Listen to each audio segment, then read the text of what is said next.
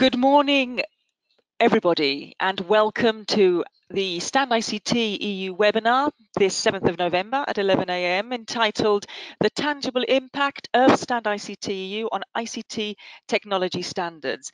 My name's Silvana Marcel. I'm the CEO of Trust IT and the project coordinator of StandICT. I'll be assisted this morning by Francesco Osimanti and Filomeno Minichiello to help drive this webinar as smoothly as possible. We're delighted to have a set of incredible experts with us this morning that you can see in the slide in front of you. I'll go through each individual speaker once they come on. I would like to give my apologies to Martin Ulla, who's not on this initial slide deck, who is the project coordinator in the Department of ICT Standardization at DIN in Germany. The DIN is the German National Standards authorizing body, who will be talking to us in a few moments. So what I want to do now is just zoom in on giving you the main results of what happened during the 24-month period. We're now in month 23 of StandICT. If I can just move on here.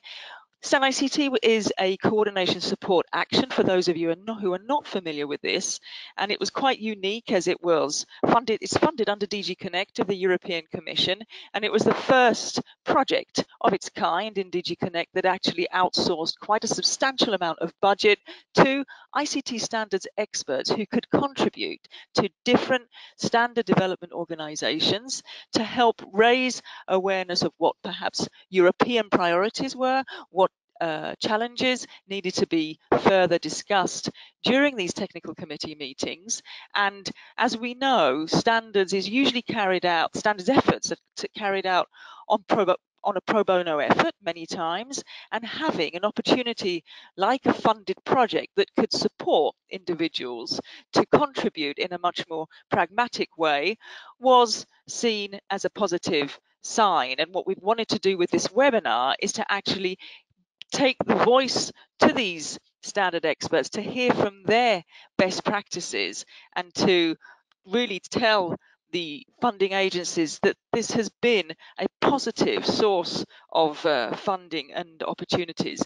What you can see now is where the actual applicants contributed to, where you see many of the pillars of the digital single market listed here.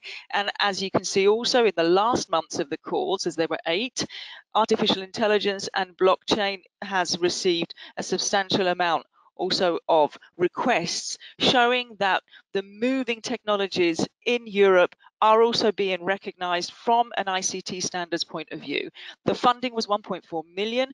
We have today over 600 active registered members on the platform of StandICT, who we know personally on a one-on-one basis. The consortium is made up of 2 partners, mine, which is the coordinating partner, which is Trust IT Services, who look after the coordination, the grants platform for the open calls and the communication, and Fraunhofer Sky, who look after also the synergies with the standards bodies and have put together a very concise landscape report on artificial intelligence, which you can download also from the website. We're supported by an external advisory group. We have our chair, Ray Walshe, today also zooming in with a presentation on today's webinar. And we'd also like to thank the over 50 external pool of evaluators who have diligently looked at evaluated over 1,500 applications that have come in to the project. So in a nutshell, we had 8 open calls which were released back in March 2018. The last call finished in September 2019. We received over 500 eligible applications.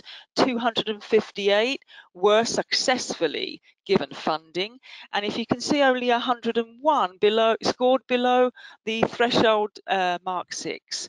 We had a very good balanced representation from over 25 countries, and you see here also the percentages of the most targeted topics, with cybersecurity coming out as the top request for applicants, with data coming in at second, and then you have the others there. that you can peruse at your own will. Then a question that came up regularly was, well, where did the money go? And you can see here in this infograph, all the slides will be available to all participants afterwards, in addition to the recording of the webinar. So here you can see which SDOs actually got their individuals to contribute, which is quite impressive. And we see there's a pretty balanced distribution of funds, and we're glad that not all funds just went into one specific SDO. So clearly a global representation of support in the ICT International Standardization arena. What we'd like to do is to invite you to hear about how to take this forward in the coming years. How can we make an opportunity such as StandICT work from a sustainability perspective, with engaging clearly with the national standards associations in a much more rigorous manner? So we have put together a stimulating agenda on the 5th of December in Brussels, kindly hosted by the European Commission, where we will be discussing this, also with engaging with how we can improve the priorities going forward on what to actually discuss in terms of specifications and ICT standardization efforts, and hearing what can we do better. So we invite you to please register and come along if you're actively involved in standardization efforts. We'd love to hear from you. So with that, here are details. If you're not following us, please do on our social media channels. We also have a video for you to peruse, and we'll be coming out actually in the next few days with video testimonials from some of the people that you'll be hearing to from today, as well as others that will actually deliver their best practices to you. So with that, I'm going to wrap up my presentation. I'm going to move directly over to our first successful grantee, who's Ruzna Joazapatian, apologies for the pronunciation, Ruzna, who was a successful candidate in call 3, one of the 8, and she's going to dive into us and tell us how her contribution has supported cybersecurity for IoT consumers. Ruzna is a certified data protection officer and a privacy consultant, and she's the chairwoman of the ISO TC260 in Lithuania. So clearly you can see the positiveness of these individuals who have the direct access to these working groups, who know exactly what is necessary to then move and progress forward to make sure that what's being dealt with is timely and relevant. So the floor is yours, Ruzna. Thank you very much.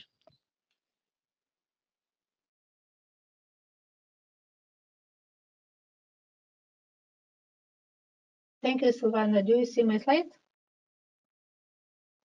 Thank you very much, Ruzna. We see your slides and we can hear you loud and clear. Okay, thank you. Good day, everyone, and thank you for joining this webinar. My name is Ruzna Joazapatienė, and I am a member of StandICT Digital Society Working Group, and it's a representative in the ETSI Cyber.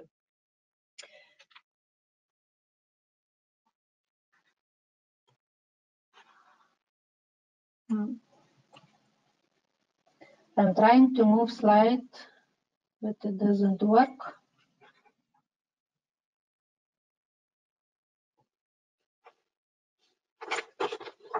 I'm sorry, Silvana, I cannot change slide. Can you scroll down with your keyboard? Otherwise, we'll take... okay. Okay, yeah. You've got that. Perfect. Sorry. So StandICT is the European consumer voice in standardization. We represent the European consumer interest in the creation of technical standards, especially those developed to support the implementation of European laws and public policies. StandICT participates principally through its voluntary experts in the standard development work of the 3 European standardization bodies recognized by the European Union and EFTA, ITSEN, SENELEC, and ETSI. StandICT also has an interest in the application of standards, including market surveillance and enforcement, accreditation, and conformity assessment schemes. Products and services in the field of information and communication technologies are playing an increasingly key role in consumers' everyday lives. But new technologies pose several challenges in terms of the protection of traditional consumer rights, with issues such as data protection and accessibility to online services by vulnerable consumers. That is why it is essential that ICT standardization processes ensure a full and effective consumer participation in order to take consumer requirements and privacy concerns into account. The ICT Digital Society Working Group follows activities in privacy and security standardization and strives to ensure the safety, accessibility, interoperability, and privacy of ICT products and services. As mentioned before, ICT experts work on voluntary basis. Therefore, we welcome any initiatives to support their work. 2 ICT experts have got grants from StandICT.eu project to participate in the international standardization bodies and present consumers' interest in developing ICT standards. My colleague is involved in the newly established ISO PC 317. The scope of this technical committee is standardization in the field of consumer protection. They work on the standard consumer protection privacy by design for consumer goods and services. This document provides high-level requirements for design processes to incorporate key principles to protect privacy throughout the life cycles of consumer products and services. I am an ICT representative in the ICT Cyber, and my main focus this year is working on the cybersecurity for consumer IoT standard. TC Cyber is ICT Center of Excellence and point for cybersecurity. It works on a range of problems from privacy to IoT to protecting personal data and quantum cryptography. The consumer segment is the largest user of connected things with estimated 12.9 billion consumer IoT devices by 2020. Consumers are justifiably concerned about IoT security. Many IoT devices, systems, services are insecure from the day they are designed. IoT devices are potentially at risk of cyber attacks or of revealing personal data and privacy breaches. Over the last few years, there have been increasing numbers of reports of this kind of consumer IoT problem. To address this problem, ICT Cyber recently announced the first global standard for consumer IoT security. The new standard aims to establish a benchmark for how companies should secure any consumer product that will be connected to the internet and to promote best practice. It brings together technical and organizational measures that are widely considered good practice. There are 37 requirements and recommendations in 30 sections. These requirements are high level. They offer flexibility as IoT technology develops and provide space to implement security solutions appropriate to the product. They are limited to provisions that matter most, does not attempt to solve all security challenges, and implementation is manageable. Applicable to all internet-connected consumer devices and internationally. The technical specification is about basic security requirements, so it should not overlap with sector-specific requirements. As well as requirements for the device themselves, the ICT standard has specific demands for product vendors. While ANAC is positive about the standard developed, there is a competing standard brought in by Germany into StandICT Joint Technical Committee number 13. But ETSI and StandICT agreed on working together on the broad theme of IoT security more permanently. and to swiftly address the need for a common baseline on IoT security across the European market, and to contribute to future Cybersecurity Act certification scheme, technical specification is being revised into an European standard now.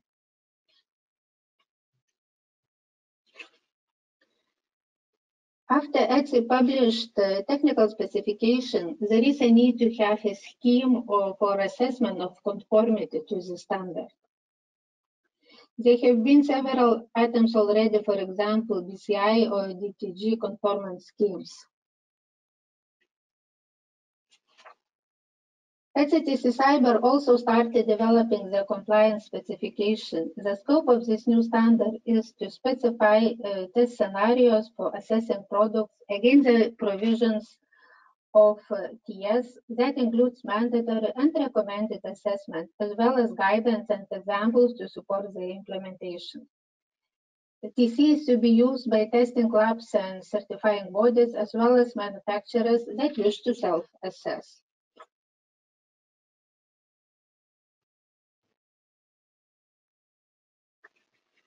Thus, the next steps are to raise awareness of the cybersecurity for consumer IoT TS and develop the cybersecurity assessment for consumer IoT products TS. We hope that StandICT.eu project will continue the following year, and European experts will be able to secure the necessary financial support to continue their participation in the development of international ICT standards. Thank you for your time and interest, and thank you in advance for your following support.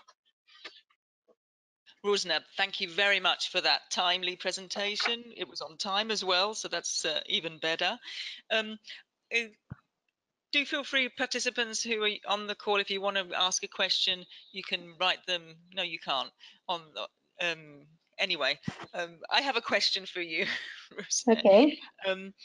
I think an important aspect of StandICT is, in addition to obviously offering the support to individuals, is to see how we can try and get closer to associations and industry players to make sure that their requirements are being raised and addressed during these technical committee meetings.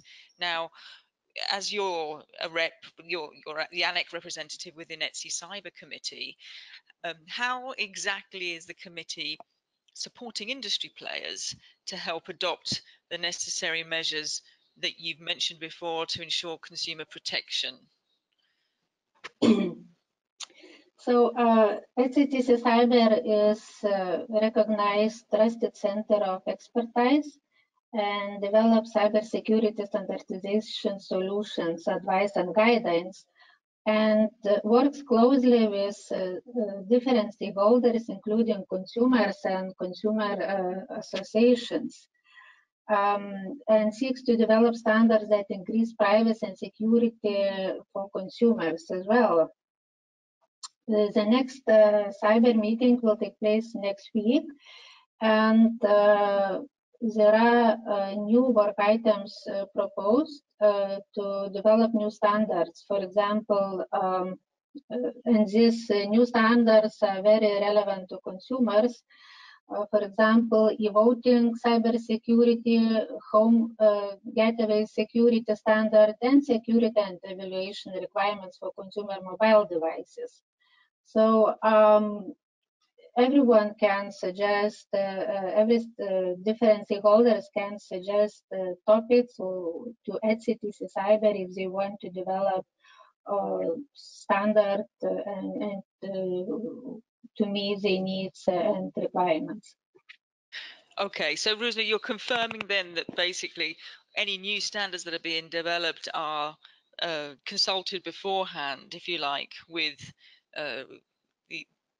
the industry Yes. members or consumers, and they're taken forward, right?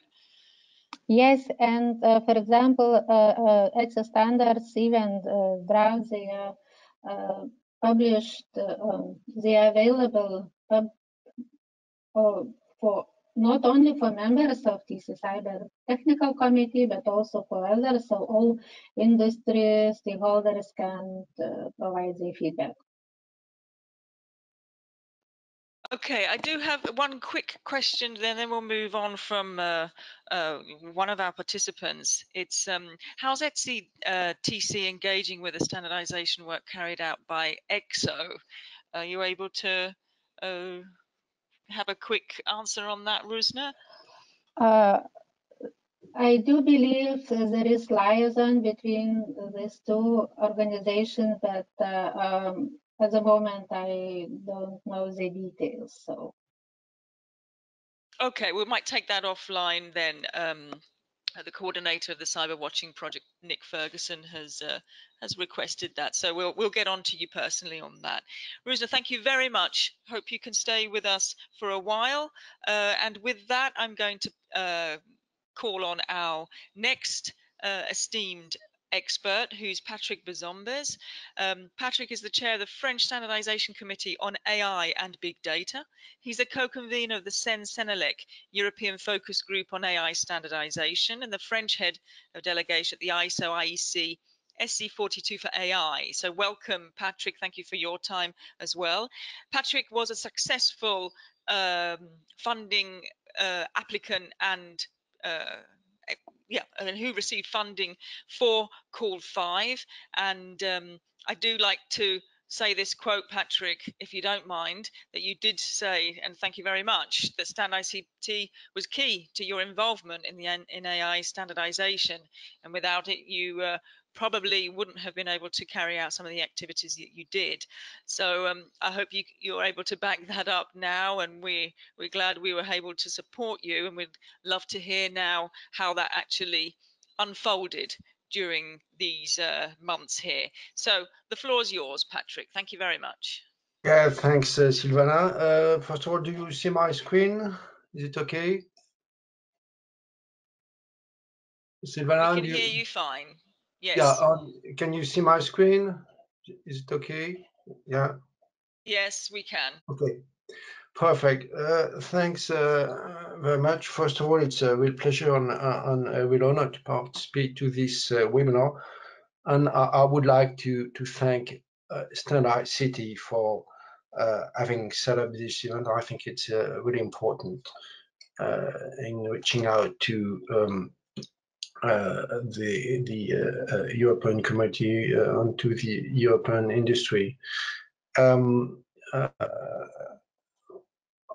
It's important that I present and introduce myself first. It does explain why I'm very much involved in this standardization activity. First of all, I'm basically an engineer with degrees in automation and perception system and robotics. That was quite some time ago. And I have had a career in the military.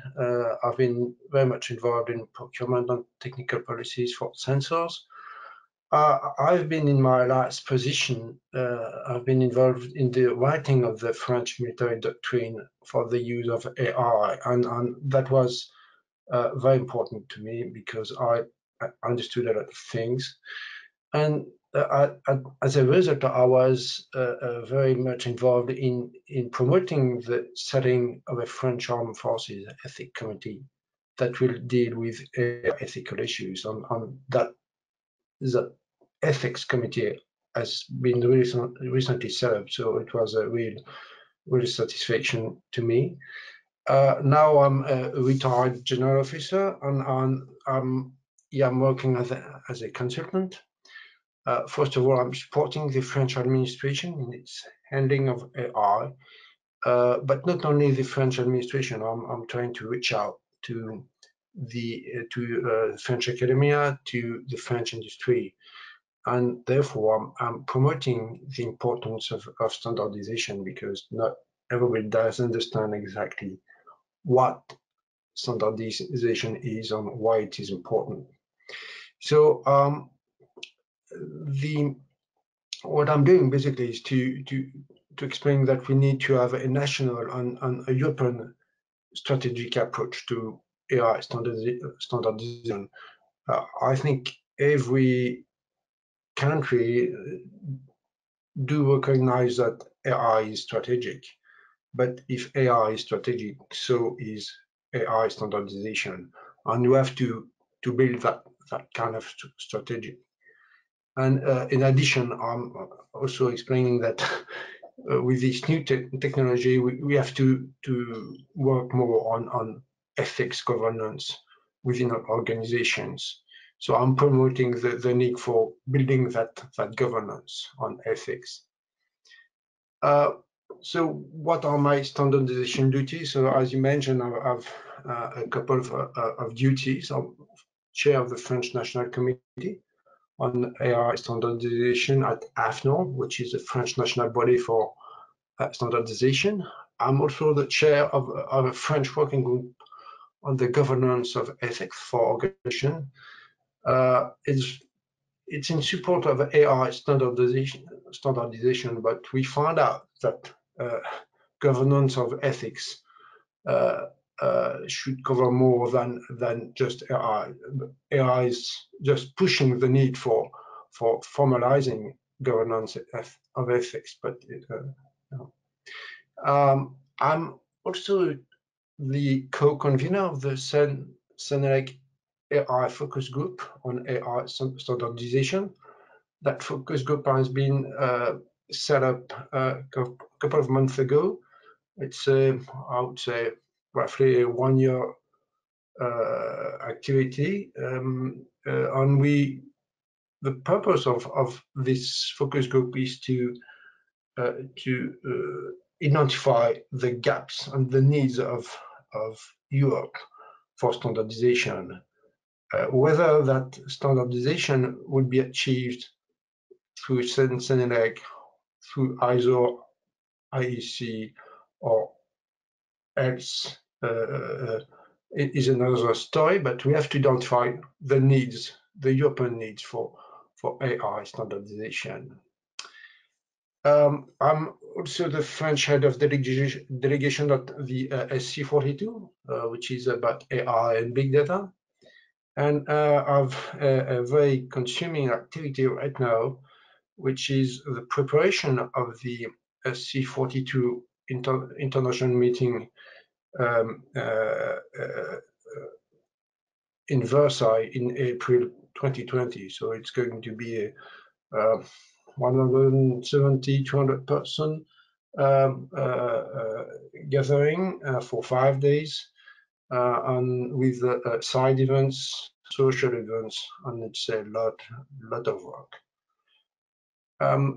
So what I've achieved so far, I think I've been quite successful as involving more the different French stakeholders in the AI standardization.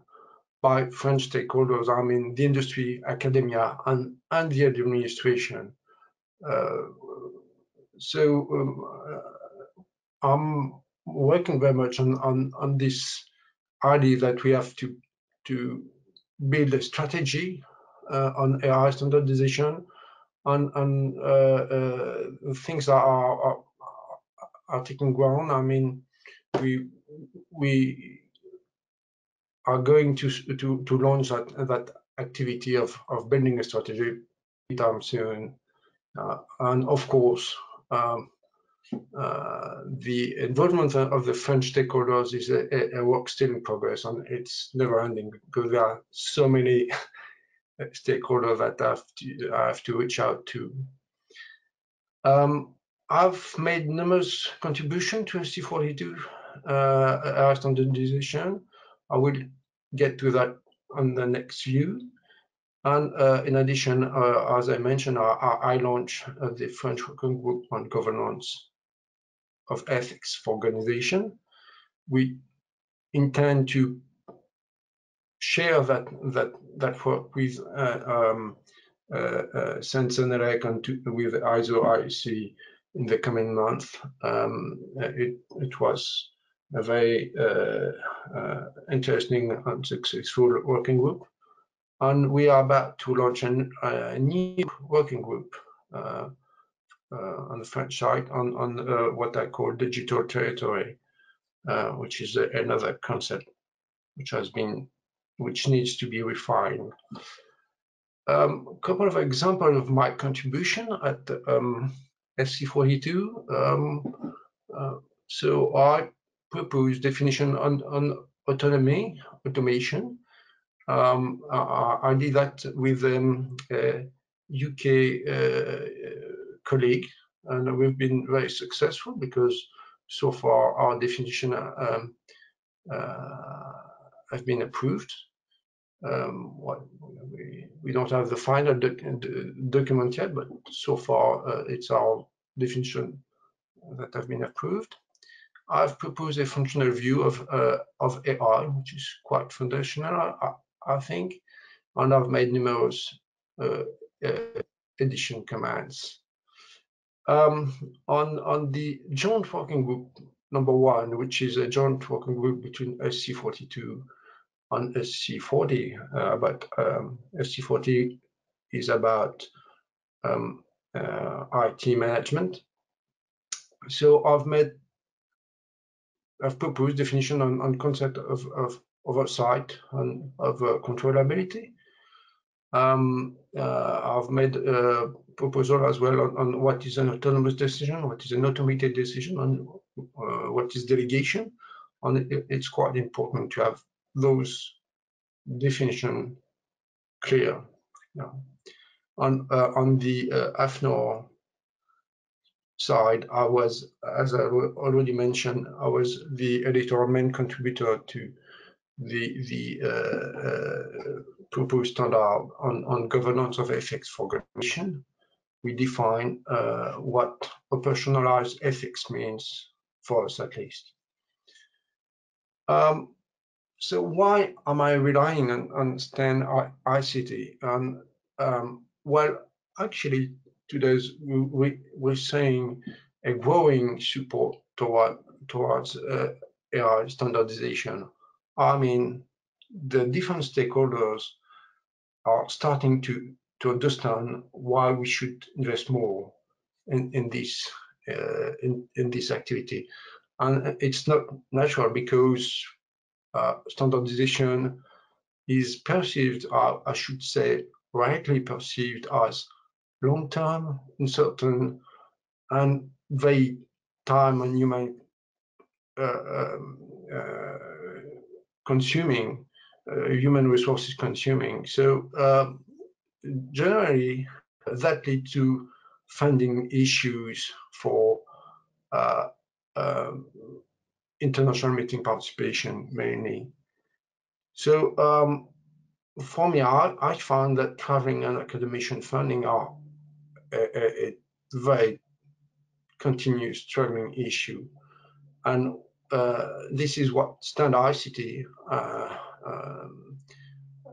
why StandICT has been very helpful to me, as it has allowed me to fully engage in standardization and enabling me to follow up in international meeting contribution, as where before I couldn't move abroad, and it was too expensive. I couldn't make it. So basically, without StandICT, I simply wouldn't have done it. And I'm really thankful for StandICT to have given me the opportunity to do what I think is important for Europe, to contribute to this standardization of AI. Thank you very much, Patrick. That was a very informative presentation, and I think perhaps the fact that what you've contributed has actually been taken up in terms of content, I think is the impact clearly that everybody wants to read and hear about. I'm going to move on, and if you don't mind, without a question because of time. If we have time at the end, and please put it into the dashboard. So thanks once again, Patrick. With this, I'm going to pass the floor just 5 minutes to Francesco Osimanti. He's a marketing specialist and the vice for StandICT. He's actually the interface with the community, which is a big deal here because we've said that there's a community of over 600. He speaks to every single one of them, and in terms of the experts, in terms of the evaluators, I think is quite relevant to help the success of any project. The whole human factor is vital to get this on the right path. Now, Francesco, the other part of StandICT was putting into place a standards watch, which helped define one observatory where everything was there in terms of standards that were ongoing. And what we wanted to do during StandICT was to try and focus on how we could get contributions in onto this standards watch. So Francesco is going to deep dive and tell you exactly what that is very briefly. So the floor's over to you, Francesco. Thank you. Yeah, thank you, Silvana. So I'm Francesco Osimanti. I'm the deputy coordinator of this wonderful initiative. I'm really glad to be here today because so many people have been in touch in the last 24 months, and it's been a pleasure for me to witness how this initiative grew up and flourished in a huge community of ICT specialists. So as Silvana has already anticipated, I would like to have a little walk through the Standard Watch. It's a tool that maybe many of you are already familiar, but I think it deserves 5 minutes of our time in this webinar. We set up this interactive tool at the beginning of 2019, and we developed it further across the year with a future objective to turn it in a reference point, like a benchmark for the whole ICT community in Europe and beyond.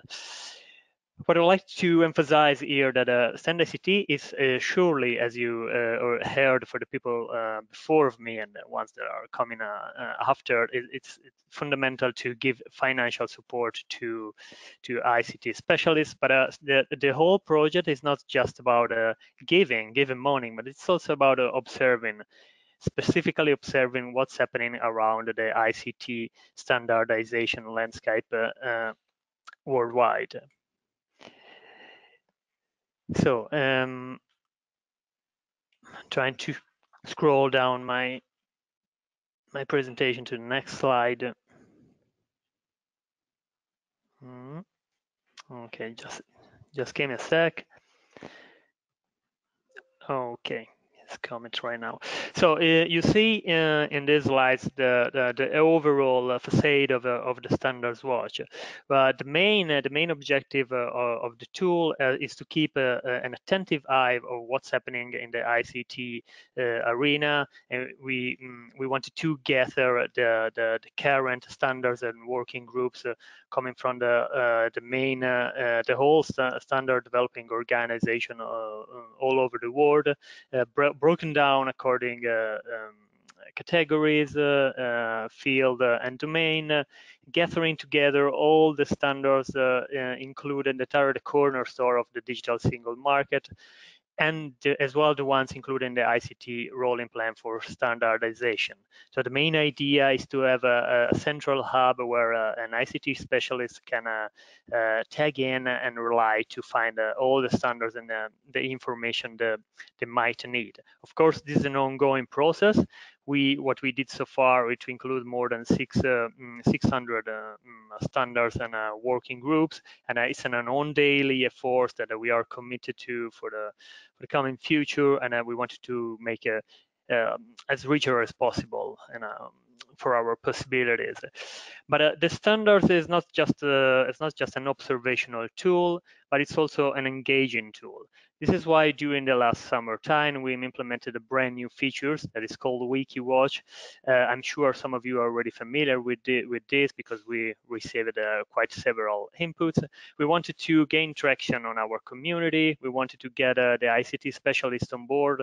So through the WikiWatch, it's now possible for all the people, whether they are SDO representatives or simply ICT specialists or people that are already member of the StandICT community, to log in, to scroll to the standards and to participate in a proactive way, to leaving comments commenting standards, as you can see in this example on the screen, and why not to even talk to each other on the technical and share ideas on the technical aspects of different standards.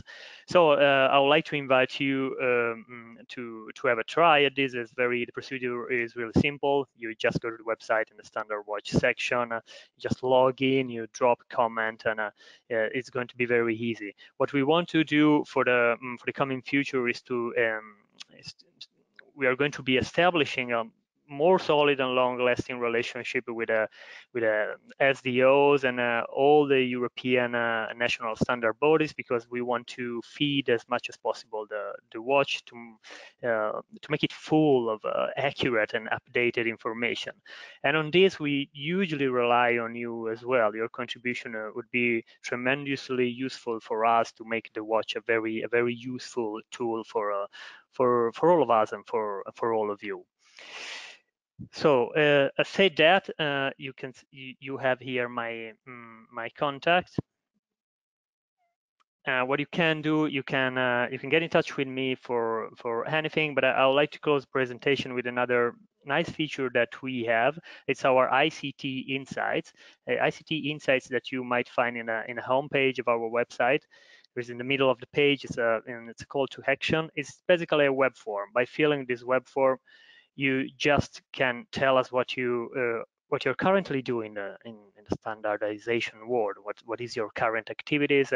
And with this content, we are going to turn it and shape it in a form of a blog post or a news piece, and we can publish it as part of our communication outreach and giving you the proper credit and the visibility that you deserve.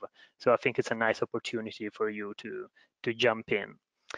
And say this, I think I'm pretty much done. I want to thank you all again for joining us today. Thank you very much, Francesco. With that, let's move swiftly on. Please do take up Francesco's suggestion to put in your comments. We do value them immensely, and it's important that that does come to us.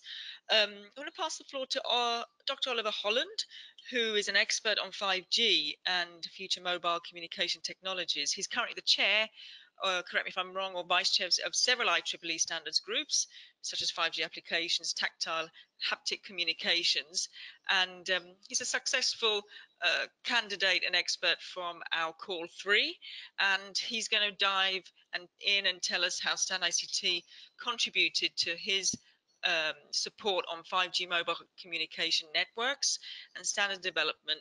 So the floor is yours, Oliver. Thank you very much. Thanks, Silvana. So I'm actually now working for a company called Advanced Wireless Technology Group, which is doing a range of kind of activities around mobile and wireless communications, deployments, optimization, etc. So it's an example, I guess, of changing situations, personal situations, and how StandICT has helped through that. But first, to introduce 5G. So 5G is unique in the sense that it adds a whole new performance dimension. So as well as the massive improvements in data capacity that can be achieved, up to 20 gigabits in 5G, as you see in the top of the graph to the right.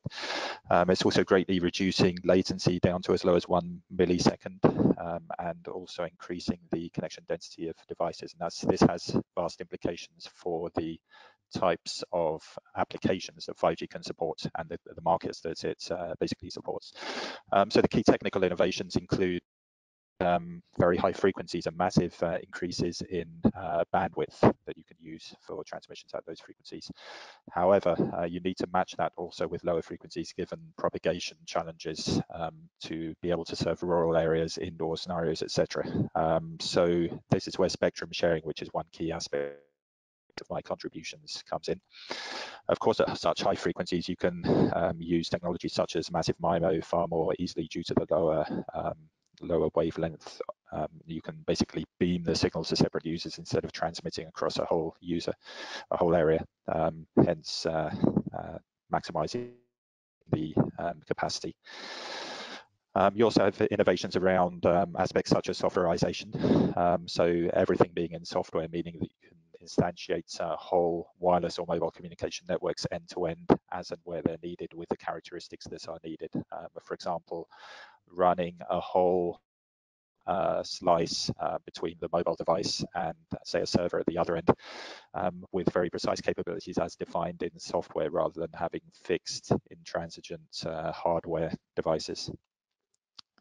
So 5G is also key in terms of aspects such as multi-connectivity, using a range of spectrum bands at the same time, in some cases at a single device.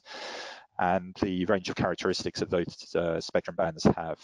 So you have low frequencies, which have very good coverage, high reliability, indoor penetration, for example, and the extremely high frequencies that I mentioned, that are very good for capacity, massive MIMO, etc.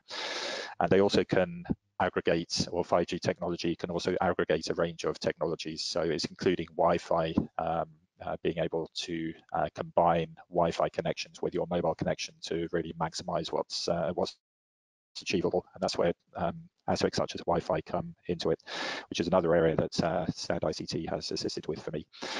So regarding the technologies, again, you have low latency. So a key one here is, or the applications that are supported, you can actually convey touch end to end, and you can use that to remotely interact with people also in terms of touch.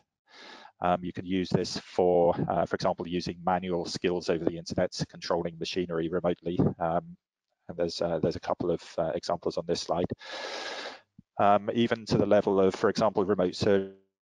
So the surgeon could be highly specialist, covering a very large area, and the actual surgery be done by a robot remotely, and the surgeon control that over a very low latency, high reliability network,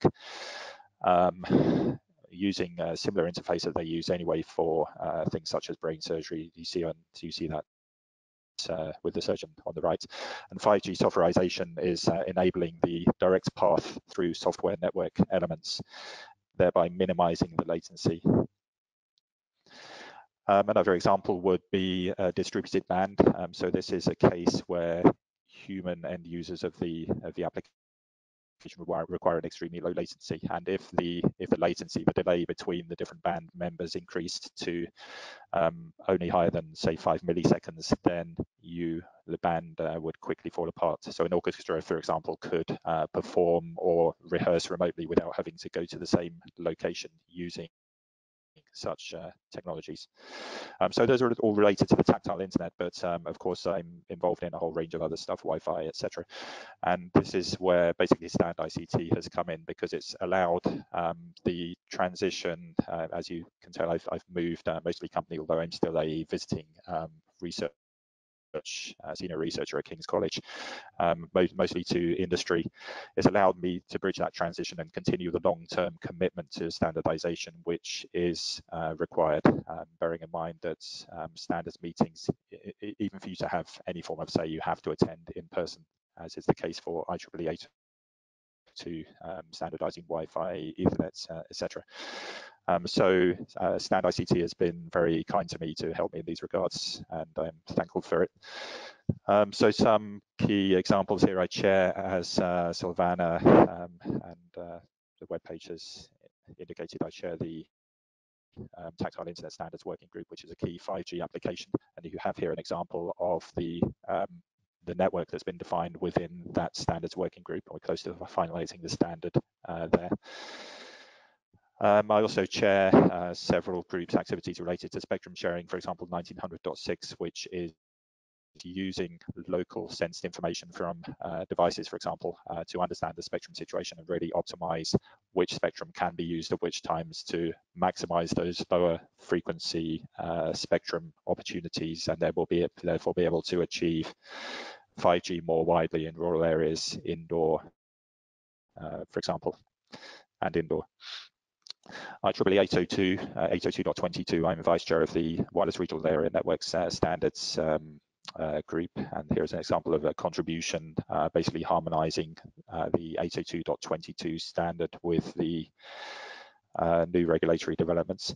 I'm also Vice Chair of 802.22.3, which is another system for a wider range of purposes looking at spectrum sensing. And in IEEE 802 in general, I'm a member of 802.11 defining Wi-Fi technologies, 802.15, 802.3, Ethernet, etc. So there's a range of contributions there on Wi-Fi and pioneering technologies, but also on low latency communications, where we're defining a white paper on how to use the Wi-Fi technologies in order to minimize latency, for example, which standards in which situations have to be used.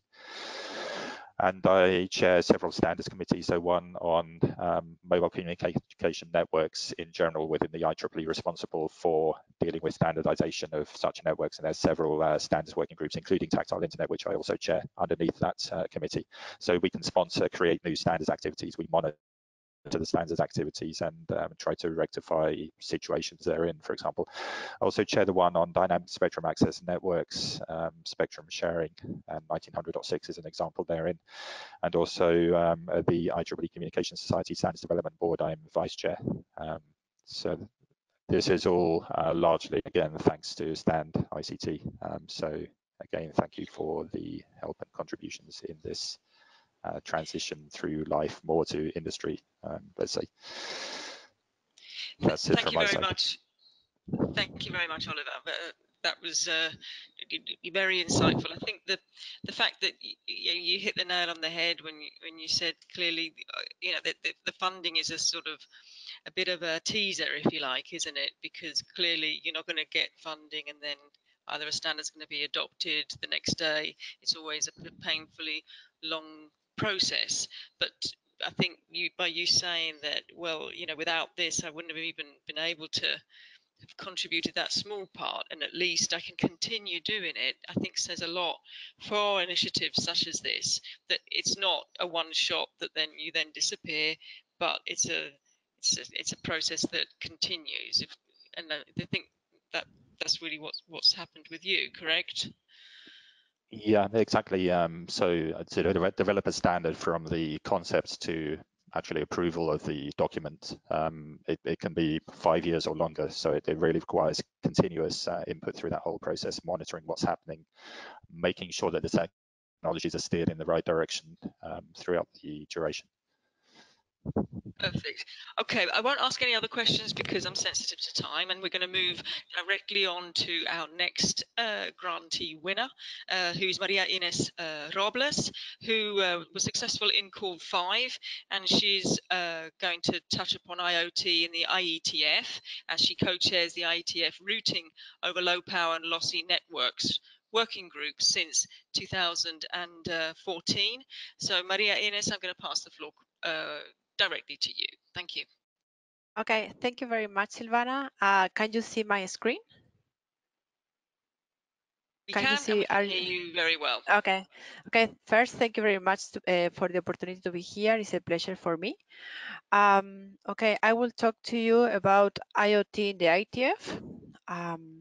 Okay, our topics of discussions are to be like first an introduction to the IETF, there how it's IoT involved into the IETF, my personal contributions, and then takeaway.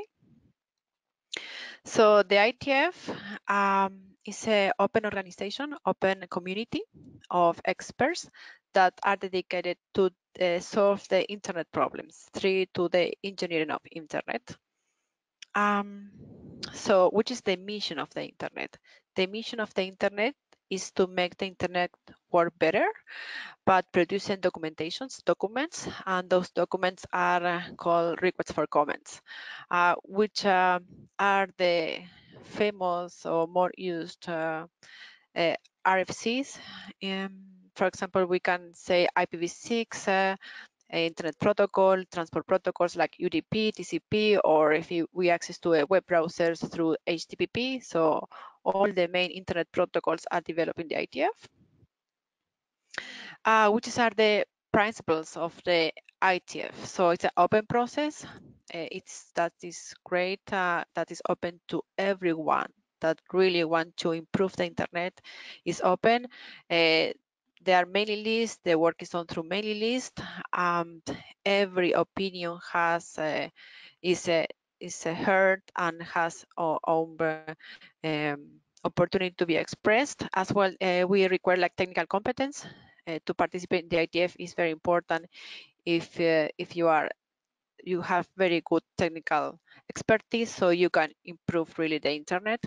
And as well, the ITF is through voluntary course, so every position and all the leadership is through voluntary. People participate because they want to improve the internet.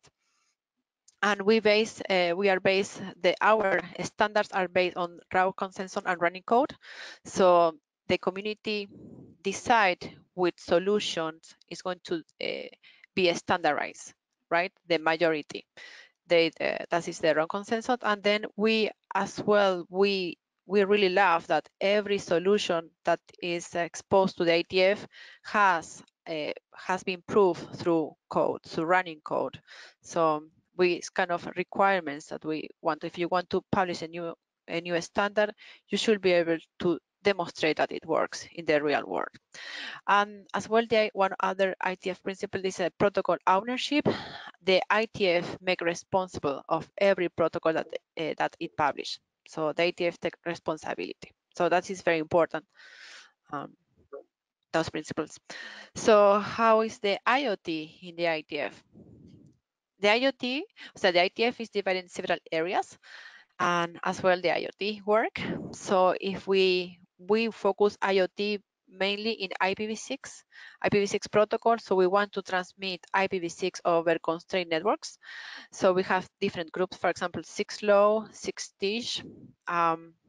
6TiSCH is dedicated of the standard of time slot channel hopping, 15.4e, and 6LoW is dedicated over other constrained networks, like for example, MFC, like network field communications, Bluetooth, low energy, etc.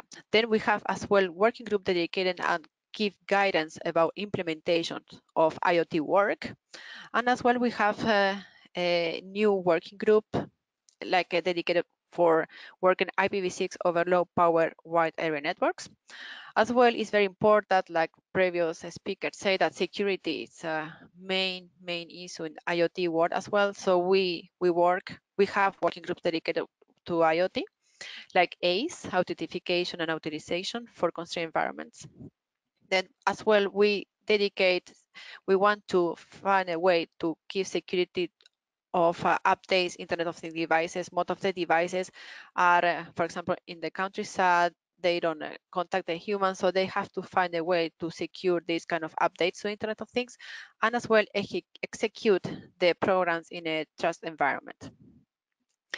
Other areas of IoT in the ITF is related with, for example, application protocols, like, for example, working groups like CORE, CBOR, and like try to improve like data models into IoT world. And CORE, for example, developed this CoAP protocol that is analogous to HTTP. Then routing area, we have one working group, role routing over low power and lossy networks. And as well, we have IRTF, the Internet Research Task Force, that dedicate to long-term problems in the internet. So we have Think to Things Research Group and Computing in Network. So my personal contributions, I'm co-chairing role, the working group for routing since 2014. I have the pleasure of serve to the community in that way. A role is dedicated to solve routing problems in constrained environments. We focus on IPv6 and we focus in constrained environments. And we have different use cases like smart home, smart building, smart city. Yeah. Role working coordination with other working groups. Yes, because we want our work be aligned to other IoT working groups and no IoT working groups. Yes, we want to interoperability. And this is the smoothly interoperability when you work in coordination. As well, I am member of the IoT Directorate Working Group, the ITF, the Routing Directorate Group, and the General Area Review Team. So the IoT Directorate, we work in coordination with all the IoT working groups in the ITF, and we try to coordinate the work together, and as well work with other SDOs to with the goal, of course, get interoperability within the protocols. the routing directory and general area review team, and in charge of review documents from the point of view of constrained networks, constrained environments. So one of my, as well, topic of research. Ines, should I'm sensitive to time. We have 2 more speakers. Do you mind if could we go directly to your takeaways, because your slides will be available for all the participants. Thank you so much. Yes. So the ITF is open to everyone. The participation is through mailing list. The ITF has no membership, and so please participate, because it's very nice to have newcomers. We always expect newcomers and experts. So thank you very much. I'm happy to answer your questions now or by email. Please feel free to drop an email. That's Thank super, you very much. Marines. Thank you very much. Sorry for speeding you along. Can I just make it also clear to everyone on the call that at the 5th of December event, we will be publishing an impact report from every single successful applicant on what exactly they contributed with their grant. And this will be in a downloadable format, and we will be circulating this as well. So we'll have Maria Inés's contributions, just like the other grantees as well, in this impact report, which we're very looking forward to giving out to everyone. Moving over now to Ray Walshe, who is a standards leader in AI, big data and cloud at Dublin City University. He's also our EAG, our expert advisory group chair. Thank you very much, Ray. Now he's going to give a brief overview on where European intervention is necessary, and with a couple of proposals and an action item. So over to you, Ray, and thank you very much for joining us today. Thanks, Silvana. Can you just share that screen with me again, just so I get, okay, I think I have it now. Just make it full screen. So can you see my slides now? We can, yes, we can. We can hear you well as well. Excellent, thank you very much. So first of all, just to kick it off, with to thank Silvano and Silvana and Filomena and Francesco and Paolo and the StandICT.eu team for the opportunity here to, sorry, just jumping ahead here, opportunity to present the results of what's just a cursory analysis for me, like of where we are at the moment in the standardization landscape, particularly around some of the digital single market priority areas as identified by the European Commission. And to get that ball rolling, as I say, I want to set the scene as to why we do this. Is the need and the urgency of the StandICT.eu project.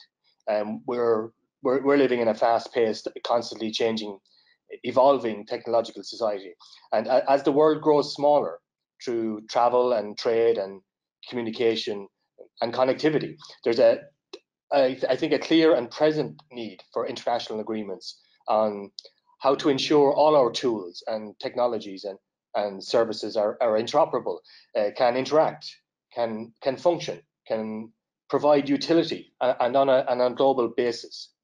So where to start? I mean, I think maybe just to start off with maybe the Internet of Things, which is a widely known concept where everything is connected. There are many technologies that will underpin the future IoT ecosystem. Some of these will become mainstream in the next few years.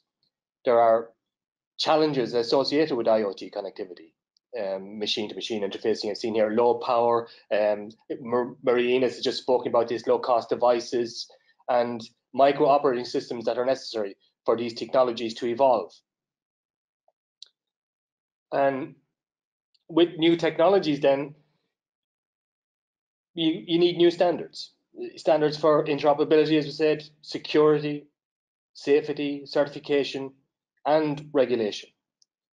And as the technologies and the standards evolve, gaps inevitably in the standardization process are discovered. And these can be technical, at a protocol, code, API level. It can be business, like at a platform, methodological level. It could be sectoral issues. There might be societal, looking at consumer safety, security, and risk. But these gaps do appear, and we need to be cognizant of them. Jump on to distributed ledger blockchain technologies. There are new platforms and applications being developed every week. And in a race to market dominance, adoption, rather than interoperability can be the priority. And this creates integration problems for new services and the quality of these services. Ongoing work, for example, in TC 307, the Technical Committee 307 on blockchain, they're looking at security and privacy and identity management and legally binding smart contracts, which will all be necessary to provide a foundation for future standardization. If I move on to maybe look at the cloud, it's been around a while. I was involved in SC38 myself for many years, and I'm still auditing a lot of their working groups. It's a more mature area maybe, but it's still evolving. And standards are living documents. They evolve with the technology. As can be seen above there, the service level agreements aspect of cloud. Some of those issues are common with Internet of Things. Assurance of service and accountability in SLAs. And also just to be cognizant as well that there are other cloud gaps that the community is aware of and will be tasked in the near future. For example, Cloud Federation. There's a skip ahead to big data, another technology that's maturing. I've been involved in big data standardization for 5 years now. New capabilities and applications are emerging all the time when you combine big data with AI, IoT, underpin it with 5G, have a cloud element to it. It opens up new areas that have to be standardized. GDPR is now written into the European psyche. The use of personal digital data needs to be reinvestigated across the emerging technology ecosystems, because when you open up data to a much wider community through deeper applications, cross-linked integrated data can create its own issues. So I'm trying to get back on schedule here for most people. So what I want to say really is that the future of European policy in ICT standardization can be summarized in two key elements, two key statements probably. Current technology standards are evolving, and this flux in platforms, protocols, connectivity and security requires constant monitoring, constant investment, constant engagement, and sustained development by European stakeholders. Secondly, emerging technologies require foresight, evaluation, standardization, and must co-evolve with a standards development work program so that European standards experts can become world leaders in interoperability of emerging technologies. A lot done, more to do. So StandICT.eu is a collaboration, and that's key here. It's a collaboration. I mean, this is why I love my job. I get to work with the likes of Oliver, Rene, Patrick, Katharina, Maria, experts with really interesting technologies on a day-to-day basis. StandICT.eu has created 600 of the next generation of experts across the emerging technologies. I got thousands of contacts in standardization, but I have 600 more by virtue of this one project. This is an absolutely amazing takeaway. And through the liaison with at SC42 AI, which has been mentioned already through presentations, this is possibly the key standards committee of the decade, because AI is the fuel for the fourth industrial revolution. And the chair of SC42 is actually reaching out to StandICT. He's eager to get involved and to create a greater relationship with the standardization expertise in Europe.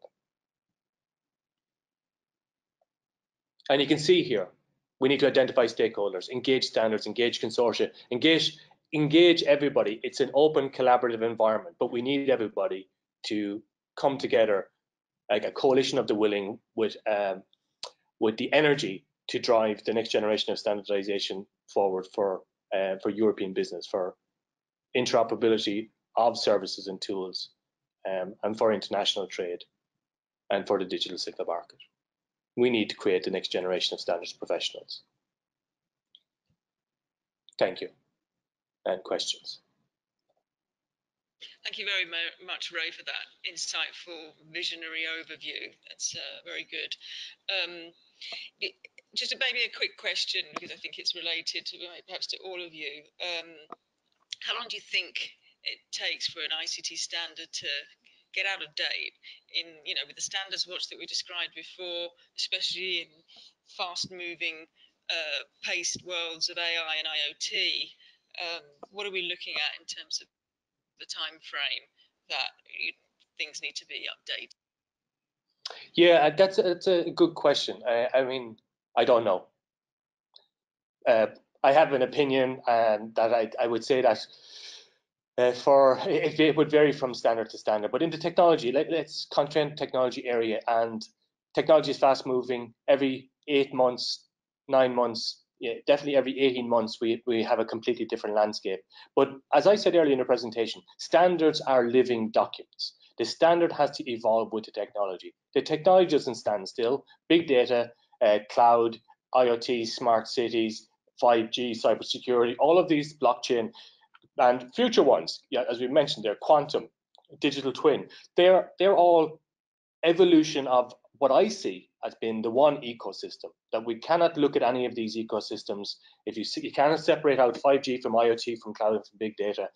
They don't live in isolation. So we need to look at them as the one ecosystem, and they are constantly evolving. And standards have to evolve all the time. So a standard should never go out of date. It needs to be updated until such time as there is a market shift in technology, where there is a seismic change in the technology that's underpinning it, maybe a particular sector, a particular industry, and then maybe you're moving away from that type of thing. So you've gone away from horse and cart to internal combustion engine. Then you have that. When you have that type of an industrial revolution, then there may be old standards that go out of date.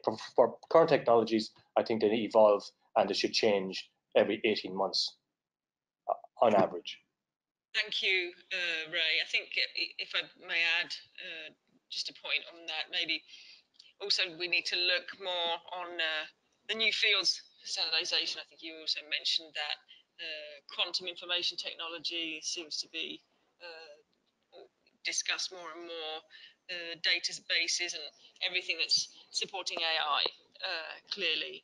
So I think that needs to perhaps be on our radar more specifically in the coming absolutely months. Yes, yeah. And the future of work, as you said there, the digital twin, smart cyber safety, there are a lot of technologies that are being discussed at the moment, and as those technologies evolve, we need to start framing the standardization with them, and they should co-evolve. I think it's a key need to end up with interoperable systems that cross-border, that will foster trade and have the potential to create future jobs and bolster the European economy. Thanks, Ray. Just some recognition, I think, from one of our attendees, Carlos Luis Para Calderon. I think you've mentioned the health domain, and that you think it's important to take care of the ethical issues related to GDPR in the standardization strategy in Europe. And I think that's a relevant point you make, Carlos. We're sure maybe to feed that into our standards watch. It's certainly something that all initiatives, AI initiatives, are working on specifically on this area as well. Defining what standardization they're doing there is something that we should keep our eye on the ball on. Yes. Yes, and we need to be, as I said, it's a collaboration, and we need to keep an eye on and collaborate with, whether it's ISO, ETSI, StandICT, IETF, W3C, OASIS. Doesn't really matter who the standardization body is. We need to be able to work with all of them to create the next generation of standards. Indeed. So we're coming up to our final speaker, Martin Uhler. Thank you so much for coming on. Thank you, Ray, for that, and thank you to all our speakers so far. So Martin's been working on ICT standardisation at DIN since 2007, so quite a while, and is the project coordinator for ICT standardisation at DIN. Secretary also for StandICT JTC 13, Cybersecurity and Data Protection, and TC 445 for the digital information interchange in the insurance industry. So Martin, you're heavily involved from both a national perspective and European one. But I think what you're going to give us an overview on this morning is how national exchange platforms could potentially drive ICT standardization in Europe, and you're going to give an example from Germany. So the floor is yours, Martin. Thank you very much. Well, thank you very much for giving me the opportunity to give you a short overview of what DIN is doing in the spirit of the StandICT project, I would call it. I want to tell you a little what we're doing, why we're doing it, and what the benefit is. And I hope you can see my slides. If not, just give me a hint. That's fine, Martin. We can see and hear you loud and clear. If we take a look at the situation, the current situation in Germany, and I think in Europe as well, is that the ICT economy is characterized by small and medium enterprises, especially when it comes to highly innovative fields or new fields, new technologies. We have in Germany often companies with, 10 or 5 to 10 workers working in the company, and they often have some, some limitations compared to larger companies, bringing in their interests into the standardization world, and they don't have the resources to do research in what is in the standardization world, or even budget limitations, so they have problems with joining international meetings. And as you all know, standardization takes quite a huge efforts to bring your interests into. Taking a look at the situation, the supporting of these small and medium enterprises seems to be crucial to ensure that the European interests are taken into account at the international level. And this is one reason. And the other, if you take a look at DIN, for example, as a national standardization body, I think it is rather similar for other national bodies. DIN is authorized by the federal government. We have a contract with our federal government in Germany that authorizes us to be the national standardization body. And DIN is, just like ISO, a platform for experts. We have some rules and obligations to follow, and they are outlined in the contract and in the rules that DIN has given itself. The rules that are shown here on the presentation slide are comparable to the ISO/IEC directives or the SEN internal regulations. We have the same on the national basis, and they are stating that standardization must not lead to a special benefit for certain stakeholders. And if you take into account that small and medium enterprises have some restrictions, then it is, from our point of view, also part of the job description of a standardization body to help the SMEs to bring their interest into the standardization, so that we can also have then well-balanced composition of our technical committees, which is also an obligation from the rules we have. Therefore, DIN has taken some actions in supporting small and medium enterprises even before the StandICT project. We have certain departments that specialized in holding the contact for SMEs, supporting them, providing them with information. And one of these department is called Commit. In German, it's the Kommission Mittelstand, which is a department with several experts here at DIN, and they are holding contact to associations, to small and medium enterprises, and trying to find out what their needs are to be successful in the standardization context. We are providing an SME help desk. It's a contact point where SMEs can come to with concrete questions regarding standardization, and they're trying to help them to cut through the jungle that's often can be seen in the standardization world. We have several thousands of standards, and many of the small and medium enterprises, they're concentrating on their business. They have a more narrow scope than larger companies, and they're not always aware that there are already standards that might be helpful in their work. So they don't have to reinvent the wheel, and they can concentrate on their specific business. So this is our SME help desk we have, that's trying to help these SMEs in gathering the needed information. We also provide remote participations for DIN meetings. This is for small and medium enterprises also an important topic. They often have travel restrictions or limited resources, and therefore DIN started already several years, I think 8 or more years ago, providing remote participation for our meetings of our technical committees. We have also the possibility to comment on the inquiries of European standards or national standards for free. We have an online tool for SMEs, not only for SMEs, but it was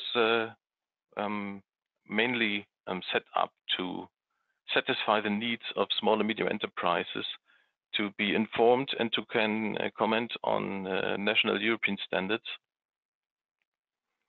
And we have also standardization portals for certain domains, which makes it more cost efficient for especially small and medium enterprises, to gather the information, to gather standards, to get an overview of structures, and this is some kind of information that's been provided for several sectors. And this all has led to a more active participation of small and medium enterprises, not only in the ICT sector, but having in mind that especially the ICT sector is characterized by SMEs. This also has had some effects on the participation of small and medium enterprises in the ICT standardization, which led, of course, to a better preparation of new work items, for example, at international basis, because we had a broader basis for proposals coming from Germany into the international standardization world. And SMEs were also made aware of what's going on in standardization by providing information to them, which is also an important topic, which should not be underestimated to the SMEs, that this is a huge effort for them to gather the necessary information for their jobs, for their interest. So I think you can see that the StandICT project is completely in line with what DIN is already doing. It is in the same spirit, and that's why DIN is strongly supporting and highly appreciating the StandICT project. And if you have any questions, here are my contact details. Don't hesitate to ask me, and thank you for your attention. Wonderful, Martin.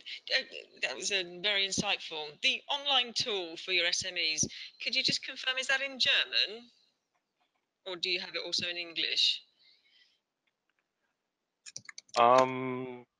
You mean the commenting tool for? Yeah, correct me if I'm wrong. Did you refer to an online tool that's available for SMEs to help them understand better about the whole standardization scenario? We have several actions. The standardization portals, they're in German. The commenting online tool, I think, is for European standards. You can see also the English versions, so that you are able to compare German and English version, because this is some kind of quality check for the German version as well, and therefore we present both the German and the English version. But the main actions here are at the national basis, and they are in German. In Germany, we have seen that small medium enterprises, they often do tackle with English as business language. Not in the ICT sector, but these initiatives are not only focusing on ICT, but on other sectors as well, and therefore it is mainly in German, yes. Wonderful, Martin. I think clearly, you know, focusing on the future, it always what comes to my mind is, before the calls that come out of projects such as these, you know, having your community provide perhaps their influence on what they're working on that could be fed into perhaps potential topics in the future calls, I think is it could be a relevant activity, and also projects like StandICT that can support the events you're putting on, either in terms of offering experts who can give some of their best practices, like in the webinar case today. That might be useful for SMEs. It's certainly, I think, something that could be driven home in a much more articulated manner in the future. Just for your benefit, Martin, I don't know if you knew, but there were 42 applications throughout the 8 calls from members from Germany, and 27 actually did manage to obtain funding. So that's a pretty good achievement. And up to 30% overall SMEs actually received a grant under the under StandICT funding. So thank you very much. I think just one comment also, I think Ranjanai, apologies for my pronunciation. I know you're coming to the 5th of December event, which is wonderful, with some of your colleagues to talk about some gaps that you've seen in driving multi-SDOs fora on the harmonization of standards on joint POC platforms. So we look forward to listening more of that. If you could perhaps come, if you want to send us an email so we can plan this better for the day, then we would appreciate that, please. I also have a question. Alors, how to improve StandICT discussion today. Confirm my initial proposal idea, which I cannot see here. Maybe you're writing it now. And then Paula has the remark, while evaluation projects, sometimes the proposers didn't refer to the national supporting standardization bodies. It's made it difficult to figure how the results would be mainstreamed within some sort of institutional streams. Okay, so that's a relevant comment. So I think as a conclusion for that, what we're saying is a bit more of a gluing effect between proposer, national standards body, and then what the European and global contribution actually is. Yeah, I'd like to, we're coming up to concluding. I don't know if anyone else has any other questions they'd like to pose. We will be indeed putting up all the presentations on the StandICT website, corresponding next to the person who presented. We'd be happy to pick up any of your questions offline, and look forward to continuing this discussion. And I found all of the presentations particularly insightful, and we're grateful to your enthusiasm, and we've loved doing this, and knowing that we've helped make a dent in some form of standards efforts going forward has been truly rewarding for us too. I'd like to thank both Francesco and Filomena, and all of our speakers and our participants on the line. So I wish you a good lunch, and thank you very much once again for all of you. Thank you and goodbye. Thanks, everybody. Thanks. Thank you. Thank you Bye. very much. you. Have a Bye, nice everyone. day. Bye-bye.